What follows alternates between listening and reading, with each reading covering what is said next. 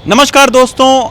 अब एक ऐसे ठग की जिसने ना सिर्फ आम लोगों को ठग कर करोड़ों रुपए कमाए, बल्कि एक दो नहीं बल्कि 3 राज्यों की सरकारों को भी बेवकूफ़ बनाकर वीवीआईपी सुविधाएं प्राप्त की। सरकार ही नहीं बल्कि पुलिस को भी फर्जी पत्र पहुंचाकर गनर लिया और पुलिस को क्या कहें, हमारे मीडिया में बीजेपी का नेता बनकर तमाम सारे इंटरव्यू तक दे डाले। बात अनूप चौधरी की, जो कि अयोध्या का रहने वाला है और जिसको अभी हाल में एसटीएफ ने गिरफ्तार किया है।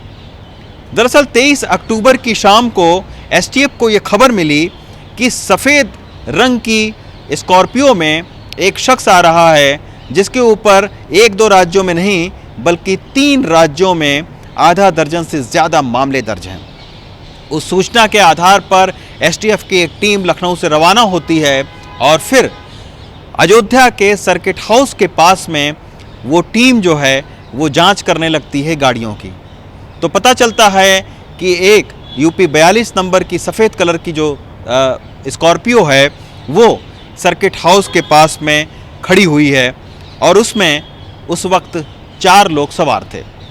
जब यूपी की एसटीएफ उस स्कॉर्पियो के पास जाती है तो देखती है कि स्कॉर्पियो के ड्राइवर की बगल वाली आगे की सीट पर एक गनर बैठा हुआ है। गनर से एसटीएफ के लोग पूछताछ करते हैं तो गनर उतरकर उसने जवाब दिया कि ये एक बहुत ही हाई प्रोफाइल नेता की गाड़ी है और वो उसका गनर है। एसटीएफ ने फिर पीछे बैठे 2 शख्स से उन्होंने पूछताछ की, तब पता चला कि अनूप चौधरी नाम के एक शख्स जिसकी तलाश 3 राज्यों की पुलिस को थी, वो पीछे शख्स बैठा हुआ था और ये वही अनूप चौधरी है जिसने तमाम सारे लोगों से करोड़ों रुपए ठग लिए। अनूप चौधरी आखिर कैसे ठगता था और अनूप चौधरी के बगल का वो शख्स कौन था? दरअसल अनूप चौधरी के बगल के शख्स से जब एसटीएफ ने पूछताछ की तो पता चला कि उसका नाम सत्येंद्र वर्मा है और वो लखनऊ का एक कारोबारी है। जब सत्येंद्र वर्मा से पूछताछ की गई तब पता चला, सत्येंद्र वर्मा ने बताया कि जो अनूप चौधरी हैं वो एक दिन उसे एयरपोर्ट पर मिले थे और एयरपोर्ट पर मिलते वक्त उनकी बातचीत हुई और अनूप चौधरी ने ये उसको बताया कि जितने भी धार्मिक जगह हैं महत्वपूर्ण, वहाँ पर एक हेलीकॉप्टर सर्विसेज शुरू करने का उसका इरादा है और वो एक कंपनी बना रहा है और अपने राजनीतिक रसूख के दम पर उस कंपनी को वो अप्रूव करवा लेगा और हेलीकॉप्टर सर्विसेज शुरू हो जाएंगी। कारोबारी से उसने ये कहा कि मैं कंपनी बना रहा हूँ, इसमें आप भी पार्टनर हो जाइए और हम लोग हेलीकॉप्टर सर्विस को शुरू करते हैं। कारोबारी वही बातचीत करने के लिए लखनऊ से अयोध्या अनूप चौधरी से मिलने आया था। अब सवाल ये उठता है कि आखिर अनूप चौधरी को 1-2 नहीं बल्कि 3 राज्यों की सरकारें क्यों खोज रही थीं? दरअसल अनूप चौधरी के खिलाफ उत्तराखंड, राजस्थान और उत्तर प्रदेश में 9 मामले दर्ज हैं ठगी के, लोगों से वसूली करने के और आपराधिक साजिश करने के। तो इस मामले का जब एसटीएफ को पता चला तो एसटीएफ ने अपनी जांच शुरू की। अनूप चौधरी अयोध्या के एक छोटे से गांव का रहने वाला है, लेकिन इसके काम करने का, इसके ठगी करने का अंदाज ऐसा था कि इसके बातों में लोग आ जाते थे। अनूप चौधरी अपने को कभी बताता कि वो रेलवे मंत्रालय का सदस्य है, कभी वो बताता कि बीजेपी युवा मोर्चे का बिहार का सह प्रभारी है, कभी वो बताता कि अनुसूचित मोर्चे के राष्ट्रीय जो कार्य समिति है उसका वो सदस्य है और इसके एवज में तमाम सारे बड़े नेताओं के साथ में उसकी फ़ोटो थी। लोग उसके फ़ोटो को देखकर, उसके रसूख को देखकर उसके झांसे में आ जाते थे और काम करवाने के बहाने वो लोगों से मोटी रकम ऐंठ लेता था।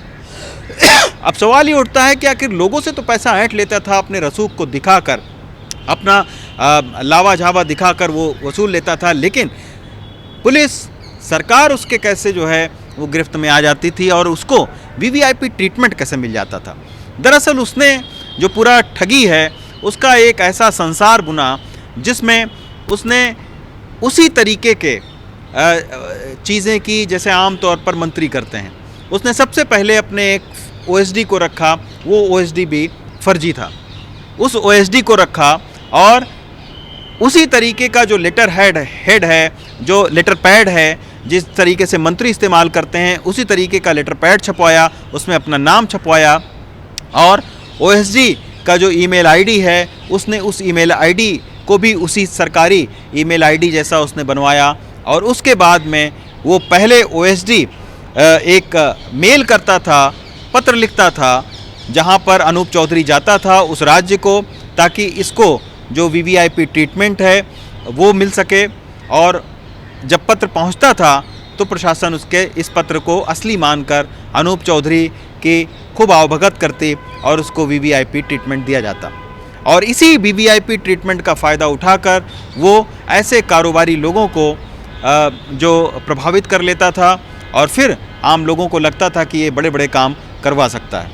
और सोचिए आप कि ना सिर्फ वो सरकारों को अपने फर्जी लेटर पैड के ज़रिए प्रभावित करता था, वीवीआईपी लाभ लेता था, बल्कि उसने पुलिस तक को इसी फर्जी लेटर पैड और पत्र के आधार पर उसने गाज़ियाबाद पुलिस से 4 साल में 8 बार गनर तक ले लिए और ये गनर इसके साथ में चलता था। और ना सिर्फ गाज़ियाबाद पुलिस को बल्कि मीडिया को भी इसने खूब बेवकूफ़ बनाया। बीजेपी का बड़ा नेता बनकर मीडिया के सामने तमाम सारे इंटरव्यू दिए और बड़ी बड़ी बातें की। एक इंटरव्यू तो मैंने सुना जिसमें वो कह रहा है कि मुझे जब भी कोई काम बताता है तो मैं हाथ खड़े कर देता हूं क्योंकि इस सरकार में कोई काम नहीं हो सकता।